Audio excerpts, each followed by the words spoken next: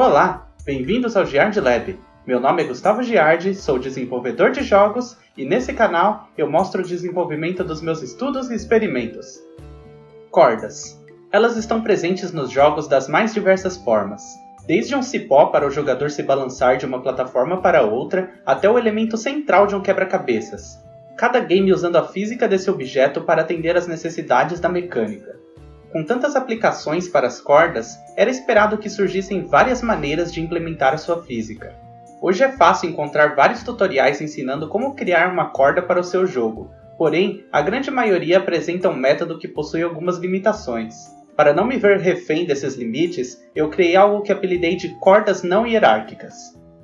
Antes de começar o vídeo, quero ressaltar que este não é um tutorial ensinando como fazer uma corda desse tipo. Por isso, não irei mostrar nenhum código aqui. O objetivo desse vídeo é apresentar o conceito do funcionamento dessa corda para que você seja capaz de encontrar sua própria solução de como implementá-la. Então, vamos começar! Para entender o conceito de cordas não hierárquicas, primeiro precisamos entender como as cordas costumam ser implementadas na maioria dos jogos. Para criar uma corda simples, comumente criamos uma cadeia de objetos organizados em uma hierarquia, de forma que a posição de cada filho respeite uma distância máxima que ele pode ter de seu pai.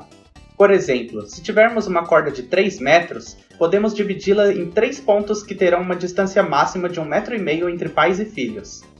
Isso é tão simples de fazer na Unity que conseguimos criar uma corda dessas sem escrever uma linha de código, apenas usando os componentes de joint. E é por isso que daqui para frente nós chamaremos cada ponto desses de joint da corda. O grande problema desse tipo de corda é que as joints estão organizadas em uma hierarquia. Isso significa que a física funciona muito bem de pai para filho, mas o mesmo não acontece no sentido oposto. E, sinceramente, isso não é um problema em grande parte das aplicações. Se estamos fazendo um jogo do Spider-Man, por exemplo, podemos usar esse tipo de física para as teias que o Homem-Aranha usa para se balançar entre os prédios.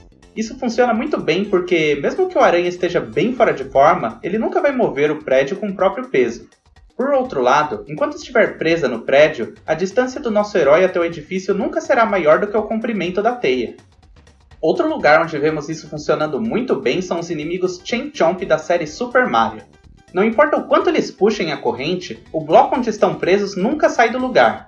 Por outro lado, a corrente sempre limita a posição do personagem em relação ao bloco. Bem, pelo menos enquanto ele estiver preso nela.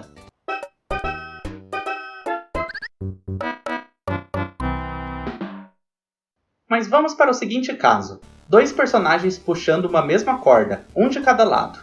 Em cordas hierárquicas, pouco importa a força de cada personagem. A corda sempre vai tender para o lado de quem está segurando a joint pai. É como se você puxasse uma corda com toda a sua força e eu, que estou segurando a outra ponta, sequer sentisse que a corda está sendo puxada. Com o objetivo de criar uma corda universal, que funcionasse em todos os casos que eu descrevi até agora, eu criei a corda não hierárquica. Para criar essa corda, eu utilizei a mesma lógica de joints, mas eu não as organizei em uma hierarquia. Aqui, nenhuma joint é pai de outra, o que significa que todas as joints têm igual influência sobre as demais. Contudo, ainda existe o conceito de ordem das joints, que apenas diz a quais outras joints cada uma delas está ligada. Então, cada joint tem a referência de uma que vem antes e outra que vem depois dela. Também criei outros 2 atributos para cada joint. O primeiro é um atributo numérico, que define a distância máxima entre ela e a próxima joint da corda. Essa distância deverá ser respeitada por ambas as joints. O outro atributo também é numérico e eu chamei ele de peso. Ele será muito útil quando formos determinar para qual lado a corda vai quando for puxada, mas por enquanto vamos considerar que os pesos de todas as joints é igual. Agora vamos para o primeiro exemplo para ilustrar o funcionamento dessa corda. Vamos supor uma corda que está parada e tem uma de suas pontas puxadas por uma força externa. Agora, a distância entre essa joint e sua vizinha é maior do que a distância máxima permitida entre elas, o que cria um estado de tensão entre as duas. Por elas estarem em tensão, a próxima joint é deslocada em direção anterior, mas por enquanto não vamos registrar essa nova posição no transform, vamos guardar em uma variável separada. Assumindo que essa joint também se moveu, temos um novo ponto de tensão, então faremos o mesmo tratamento para todas as joints até chegar na outra ponta. Quando chegarmos na outra ponta, guardamos todos os valores de posição que obtemos e fazemos uma nova iteração, mas agora no sentido oposto da corda. Agora começamos de um trecho de corda que não está tensionado, então as posições encontradas são as mesmas das iniciais. Isso se mantém até chegarmos na outra ponta, onde encontramos a joint que se moveu. Aqui temos um ponto de tensão, mas agora a joint que será deslocada será da ponta. Depois dessas duas iterações, encontramos as novas posições de cada joint pelo ponto médio das posições encontradas em cada iteração. Como a influência das joints é calculada nos dois sentidos da corda, não existe mais o conceito de joint pi. Agora, a corda pode ser puxada por ambas as pontas. Porém, isso não resolve completamente nosso problema.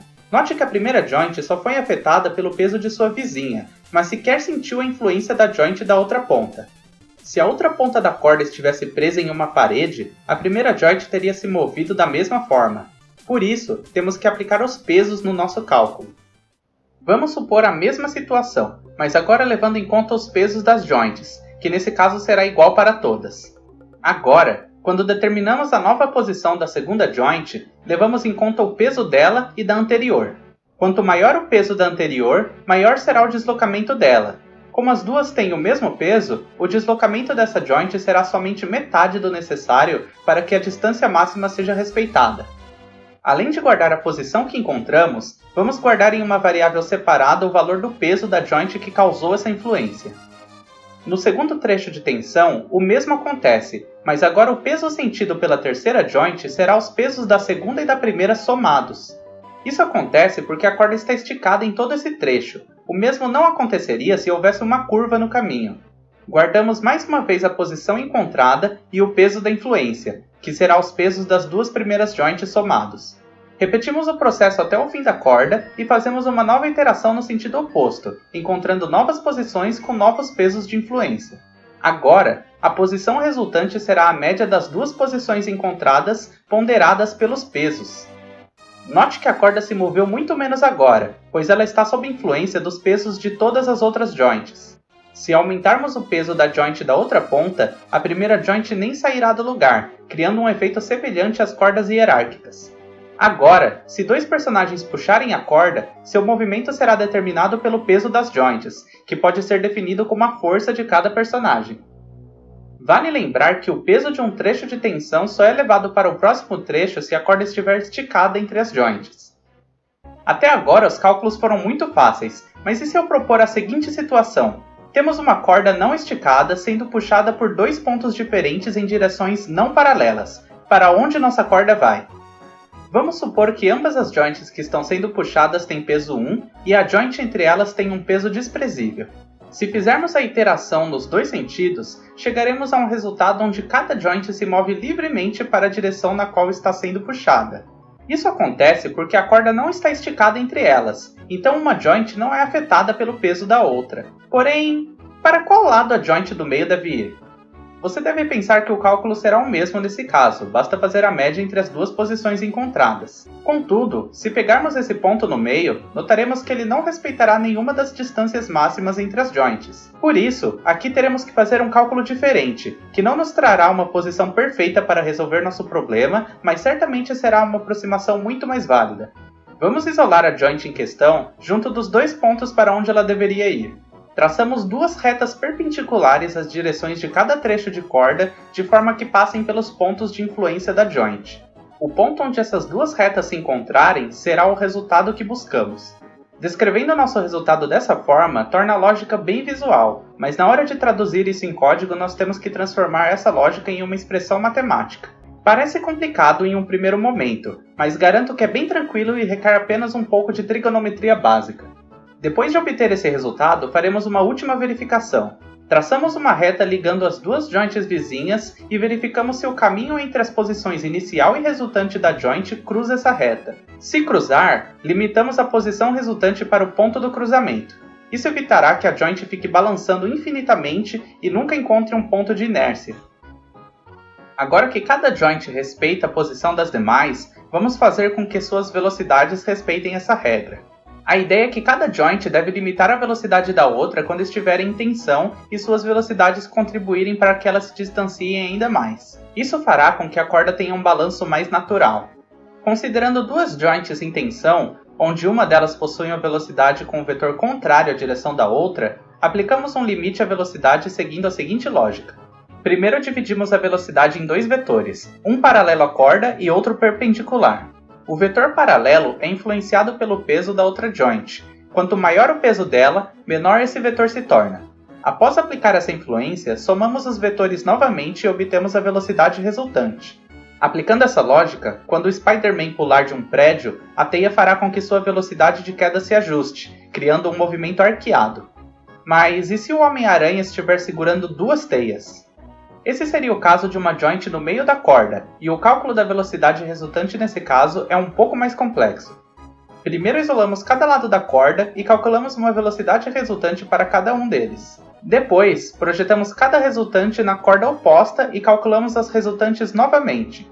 Com esses dois vetores, fazemos algo semelhante com o que fizemos no cálculo da posição. Traçamos duas retas perpendiculares às velocidades e obtemos o resultado desejado no ponto de cruzamento das duas retas. Aplicando essa lógica, nós temos uma corda que pode ser puxada de qualquer ponto e que se comporta muito bem em um balanço livre. Dessa forma, temos uma corda que se aplica a todos os casos citados no início do vídeo, desde prender um inimigo, balançar um personagem entre prédios de uma grande cidade ou até puxar outros personagens. Esse vídeo não foi um tutorial, mas espero que tenha servido como inspiração para que você possa chegar às próprias soluções. Como sempre, os comentários estão abertos para perguntas, dicas e sugestões. Eu espero que tenham gostado do vídeo e espero vê-los de novo na próxima. Até lá!